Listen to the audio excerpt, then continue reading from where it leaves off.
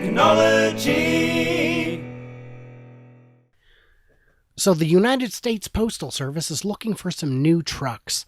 They've got these crazy trucks you've seen all over the place. It's a fleet of Grumman, custom-built, silly jobbers from 25 years ago, and they're still out there. They're still running strong, but not as strong as they were. So I propose we replace them with electric vehicles. Yes, electric vehicles. And why is that? Well, the biggest reason is the cost of gas. You see, the current fleet averages about 10 miles to the gallon. That's not very good. 10 miles to the gallon. And they can't help it. You could bring in newer, more efficient engines, but it's still stop-and-go traffic. And the newer engines are going to have more stringent climate greenhouse gas emission controls, smog restrictions. So a lot of the efficiencies are going to be lost. So the current fleet gets 10 miles to the gallon at an average of 16 miles per day, and let's just say $3.50 a gallon. That's $1,747 a year just in gas. Now, let's say you could get the new fleet up to 20 miles a gallon, which I hasten to assure you, you cannot. That's still $874 a year. Now, electric vehicles, depending which one we're talking about, are rated anywhere from 0.22 to 0.9 kilowatt hours per mile. So at commercial rates, that means something like $77 a year up to a maximum of $300 a year. So that means at its worst, an electric USPS truck would still be 64% cheaper per year. So that's at least $600 cheaper, or $8,300 over the life of the vehicle. And that's a 15-year life, but despite what they say, they don't run them 15, they run them into the ground. So let's look at what the biggest costs are of a mail truck. Well, one big cost is the engine itself. Electric motors are very cheap to build and replace. They run longer, and unlike gas engines, they don't idle, and they don't have to be started and stopped, which gas engines do not like. So replacing engines would not only be cheap, but easy, and they don't wear out as often. Transmission, electric vehicles don't have a transmission. The starter, can you imagine how beefy the starter must be on a mail truck that has to stop 30, 40, 50 times a day?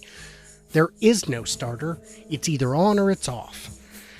Oil changes, radiator flush, transmission fluid, none of these things exist on an electric car. They just don't. Brakes. Can you imagine how much brakes you burn through running stop and go all day? Well, with an electric car, every time you take your foot off the gas, it begins decelerating and regenerating power, increasing efficiency. That's why electric cars, unlike gas cars, are more efficient in the city than they are on the highway, where there's more drag. Now, the big cost, the big fear, is the battery pack. And it's a justifiable fear. The Tesla battery pack is currently about $12,000, but that gives you a range of 265 miles. This only needs 10% of that. It only needs 16 miles a day, but 26 miles would be great. So that would mean $1,200 for the battery pack. And Tesla says that would go about 10 years. But maybe it won't, and maybe we can do better than that. You could run lead acid batteries, standard car batteries, cheaply, but again, badly. You could run lithium ion, like what's in the Nissan Leaf. Over 99% of the Nissan Leaf sold still have their original battery pack. And the replacement is only about $5,000. And but it gives you a range of about 80 miles, which is pretty good. But there are alternatives. There's nickel hydrogen, there's sodium ion, there's thin film lithium, and there's also lithium titanate. Now I bring that one up because, lead acid has a problem. The voltage is kind of low for how heavy it is, and you can only get 500 to 800 cycles. That's like 2 years of use. That's not very effective. Lithium ion has the best power density, but again, you're only getting 500 to 1,000 cycles, a bit more if you pull some of the shenanigans they do with the programming. But lithium titanate, you can get over 9,000 cycles, over 20 years, 28 years, assuming 6 charges a week. The price is comparable to lithium ion, and the only reason they don't use it is because the power density is so low you could only go like 25, 30 miles. Wait a minute, that's exactly what we need. So you could buy a battery that would never, in the life of the vehicle, 20, 25, 28 years, never need to be replaced. So let's see here. You could build the vehicles with a second battery slot.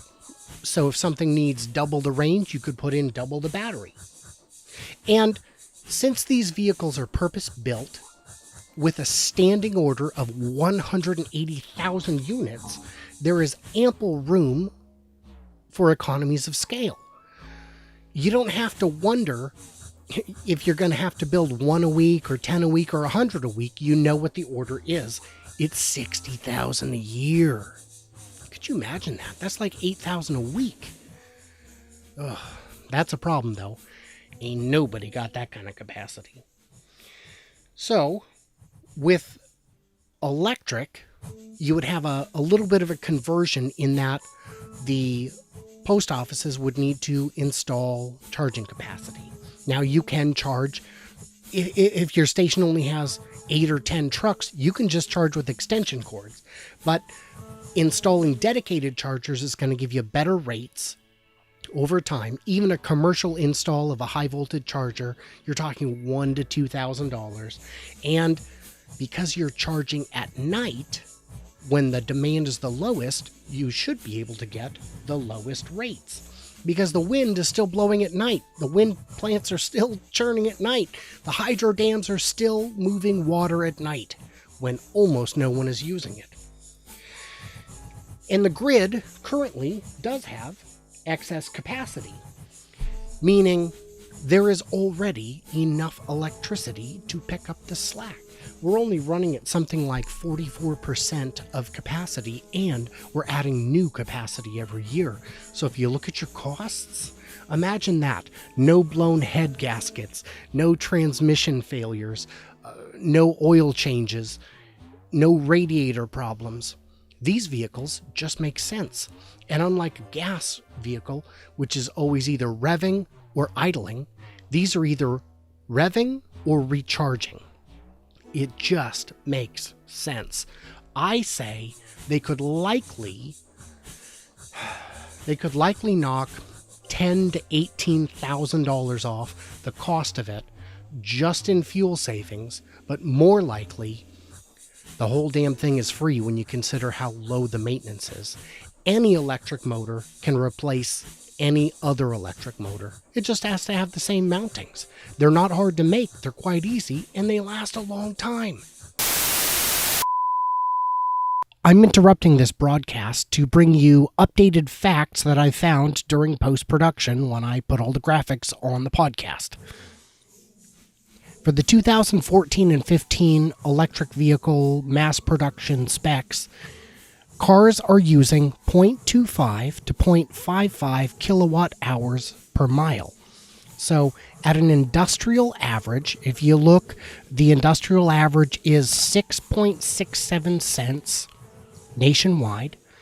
That would be, for one USPS truck, that would be $83 to $183 per year for the truck for the whole year. Con Edison in New York has a promo going, a special program, because nighttime usage is so low and daytime usage is so high. They're selling nighttime electricity at 1.34 cents per kilowatt hour. That's midnight to 8 a.m. So that would mean your USPS, your mail truck, would use $17 a year, up to $37 a year. Forget gas. That's one tank of gas, and you've got a whole year for your mail truck. Now, let's see. Versus gas. What would gas cost? Well, at 10 miles a gallon, the current fleet rate, that would be $1,200 to $1,700 per year. And even with the very best case scenario of future, of whatever the next fleet is, even if they can get it up to 20 miles a gallon, which again, they cannot, we're still talking $624 to $874 a year versus 17. The worst case electric on any of the stuff I could find was 59 cents a day. And the best case scenario on any gas engine I could find was $2 a day. So Nevada offers 4.6 cents for their overnight charging. That'd be $79 a year. Con Ed, like I said, $23 a year. In Texas, the utility TXU is currently offering $0.00 for overnight electricity, meaning you could charge the fleet for free.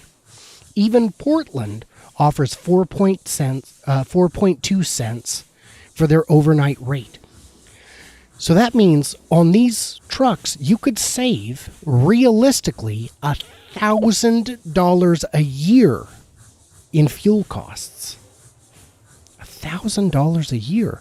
Not to mention you get something that runs longer, runs better, runs cheaper, fewer moving parts. An electrical engine has how many moving parts again? One. It just makes sense. So I'm going to cut back and just cap it off with the regularly scheduled broadcast. Guys, listen. United States Postal Service, Postmaster General, I'm talking to you directly. I have spent 2 darn weeks working on this ridiculous research project, and I assure you, this is the way to go. We are standing at a crossroads in American history, in world history, nay, in the history of the solar system. Don't let this be your Pluto moment. Come on. Don't be the Postmaster General. Be the Postmaster Specific. That's my advice. I offer it for free.